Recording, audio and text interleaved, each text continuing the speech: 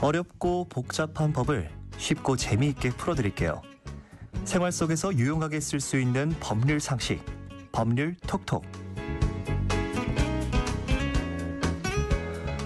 법무법인 법승의 전성배 변호사님과 얘기 나눠볼게요. 전화 연결돼 있죠? 안녕하십니까? 네, 안녕하세요. 전성배 변호사입니다. 네, 변호사님 반갑습니다. 지난주에는 이 시간에 위조 모바일 신분증, 이 청소년들이 이제 위조 모바일 신분증을 사용하면서 자영업자들이 좀 곤란을 겪고 있는 상황을 알아봤는데요. 이번 주에는 또 어떤 주제를 준비해 주셨습니까? 네, 요즘 연말 모임이나 회식이 많이 줄었다고는 하지만 오랜만에 가까운 지인이나 친구들 만나게 되면 술 한 잔씩 하기 마련이잖아요. 네.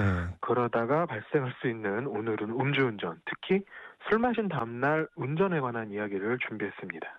네. 말씀하셨다시피 이제 연말이면 술 한두 잔 기울이는 일이 많다 보니까 이 음주운전에 대한 경각심이 좀 낮춰지기 마련인데, 그래서 이렇게 준비를 해주신 것 같습니다. 그러면 관련 사연부터 먼저 소개해드리겠습니다. 얼마 전 동창회에 다녀왔습니다. 정말 오래된 친구들이다 보니 기분 좋게 술 한잔 했고 분위기가 좋아서 2차까지 가게 됐습니다. 그래도 대리운전 불러서 밤 12시 전에 안전하게 귀가했고 집에 돌아와 곧바로 잠이 들었어요. 다음 날 아침 푹 자고 일어나서 그런지 술이 다 깬 것 같더라고요. 급하게 출근 준비 마치고 차를 끌고 회사로 향했죠. 그런데 출근길에 음주 단속에 딱 걸린 겁니다. 저는 정말로 술이 다 깬 줄 알았는데 측정 결과 혈중 알코올 농도가 기준치를 넘었다고 하더군요. 그 순간 얼마나 놀라고 후회했는지 모릅니다.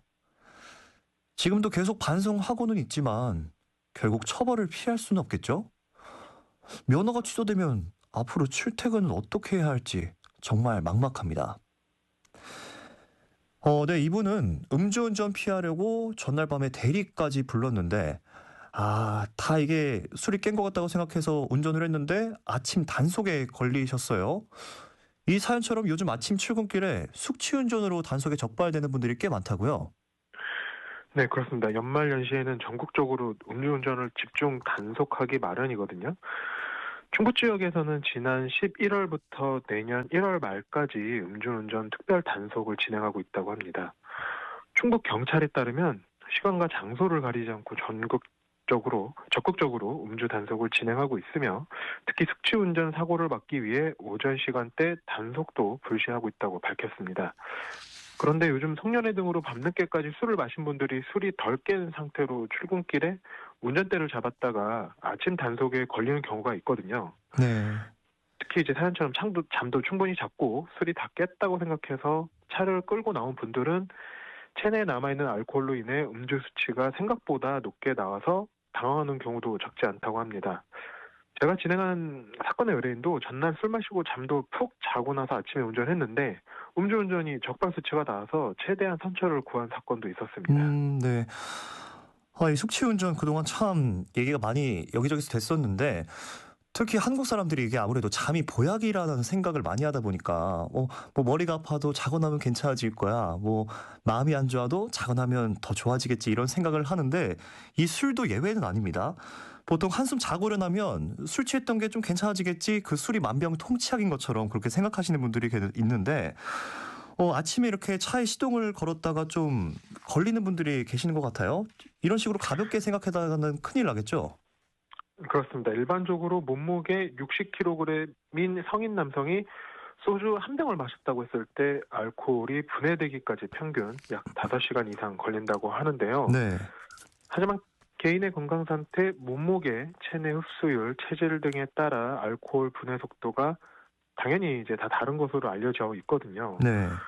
실제로 부산의 한 50대 남성이 저녁에 소주 한 병을 마신 후 8시간 동안 잠을 잤는데도 새벽에 출근하다가 음주 단속에 적발돼 면허 취소 수치가 나온 사례도 있었습니다. 어. 문제는 이 숙취운전이 단순히 단속에 걸리는 정도에 그치는 게 아니라 당연히 음주운전이고 음주운전은 심각한 사고로 이어질 수 있다는 거죠. 실제로 한국도로교통공단 통계에 따르면 지난 2017년부터 2021년까지 5년 동안 발생한 음주운전 교통사고가 약 8만 7천 건으로 통계가 나와 있습니다. 네. 그중 오전 6시부터 오전 10시 사이에 발생한 사고가 약 10%를 차지하고 있거든요. 오. 음주운전 사고 10건 중 1건은 아침에 발생하고 사고 원인도 숙취 운전이라는 거니까 결코 아침에 숙취 상태로 운전하는 것이 자신만의 매우 특별한 상황은 아니라는 거죠. 아, 네, 그렇네요. 또 그리고 이제 실제 사례도 소개해 주셨는데 부산의 한 50대 남성이 소주 한 병 마시고 8시간 잤는데도 숙취 운전으로 이제 처벌을 받았다 이렇게 얘기를 해 주셨는데 와, 근데 8시간이면 이 권장 수면 시간이거든요. 그래서 좀 방심하기 쉬운데 이렇게 또 걸리기도 하네요. 그리고 또 이렇게 오전 6시부터 오전 10시까지 발생한 사고가 이제 음주운전 교통사고의 10%를 차지한다고 하니까 이런 식으로 좀 숙취 운전에 어떤 피해를 보고 있는 사람도 많고 또 가해자도 많은 상황인데 특히 이제 사연 주신 분의 경우에는 면허가 취소되면 앞으로 출퇴근을 어떻게 해야 될지 고민된다 이렇게 하셨거든요. 네. 실제로 좀 숙취 운전으로 적발돼도 음주운전과 마찬가지로 처벌이 이루어지는 거죠? 네, 맞습니다. 많은 분이 아시겠지만 우리나라는 혈중 알코올 농도를 기준으로 음주운전을 판단합니다. 네. 도로교통법상 혈중 알코올 농도가 0.03% 이상이면 면허 정지, 형사처벌 대상이 되는 거고요. 좀 더 세부적으로 살펴보면 음주운전 1회 적발 시 혈중 알코올 농도 0.03% 이상, 0.18% 미만이면 1년 이하의 징역, 500만 원 이하의 벌금이고요. 0.08부터는 이제 면허 취소 사유가 됩니다. 음음. 0.08% 이상, 0.2% 미만이면 1년 이상 2년 이하의 징역이나 최대 1,000만 원의 벌금형이고요. 마지막으로 0.2% 이상이면 만취 상태거든요. 그래서 네네. 2년 이상 5년 이하의 징역이나 최대 2천만 원의 벌금형을 받을 수가 있는데 당연히 숙취운전이라고 해도 수치에 따라서 이제 판단이 되는 거죠. 네. 그래서 사연에서는 좀 정확한 수치를 적어주시지는 않았는데 면허 취소까지 걱정하시는 걸 보면은 수치가 낮지는 않은 것 같아요. 그렇죠. 특히 음주가 이제 재범인 경우에 사람까지 다친 경우라면 구속될 위험성도 있고요. 사람이 음. 다치지 아니하였다 하더라도 음주운전 2회차부터는 실형이 나오는 경우도 배제를 못하니까 주의를 하셔야 음. 됩니다. 음. 아, 그렇죠. 근데 아까 이제 변호사님께서 말씀하신 대로 우리나라가 이제 혈중 알코올 농도를 기준으로 음주운전을 판단하고 있는데 이 사람들이 혈중 알코올 농도를 잴 수 있는 재고 다니는 사람들은 없지 않습니까? 그래서 그렇죠. 좀 소주 한 병 마셔도 걸리는 이렇게 아침에 운전해서 걸리는 사람이 있고 또 아닌 사람이 있고 또 한간에 떠도는 소문에 의하면 맥주 한 잔 정도는 괜찮다. 뭐 아니면 또 한 잔만 마셔도 단속에 걸린다. 이런 얘기가 참 많은데요. 어떻습니까, 변호사님? 실제로 술 한 잔만 마셔도 음주 단속에 걸리는 그런 사례가 있습니까? 일단은 술을 마시면 당연히 운전을 안 하는 게 가장 최선책이고요. 네. 앞서 말씀드린 알코올 농도 수치가 어느 정도인지는 막상 실감이 잘 안 될 거거든요. 그렇죠. 예, 사람마다 차이는 있겠지만 통상적으로 혈중 알코올 농도 0.03% 이상은 맥주 한 잔 마셨을 때 1시간 이내에 도달하는 수치라고 하거든요. 네. 일반 성인 남성이 소주 한 잔을 마시면 0.03%를 초과한다는 실험 결과도 있기 때문에 음. 맥주, 소주 막론하고 술을 딱 한 잔이라도 마셨다면 절대로 운전하시면 안 됩니다. 아, 네, 그렇군요. 오늘은 이제 단속하지 않겠지 또는 설마 적발 수치까지 되겠어라고 생각하시고서 운전하시다가는 음. 인생에 큰 오점이 생길 수 있거든요. 그래서 네. 아침에 일어나는데 내 몸 상태가 평소랑 다르다라고 생각하시면 절대로 운전하시면 안 됩니다. 네, 맞습니다. 그리고 또 이것도 궁금한데 이것도 인터넷에 떠도는 소문입니다. 요즘 무알콜 주류가 참 많이 나오지 않습니까? 근데 네. 이걸 마시고도 단속에 걸렸다. 이런 사례도 소개가 되는 경우가 있어요. 실제로 이런 것도 단속에 걸립니까? 네, 결론부터 말씀드리면 이게 제품 종류에 따라 다를 수 있거든요. 네. 그 무알코올 맥주는 알코올 함량에 따라 두 종류로 나뉘는데 알코올이 1% 미만인 맥주는 논 알코올 맥주라고 하고 음. 알코올이 아예 없는 맥주는 알코올 프리, 즉 무알코올 맥주로 분류를 합니다. 네. 근데 이 두 종류가 실생활에서는 이제 혼용이 되다 보니까 알코올 함량이 없는 줄 알고 논 알코올 맥주를 너무 많이 마셨다가 단속에 걸릴 수도 있는 거죠. 네.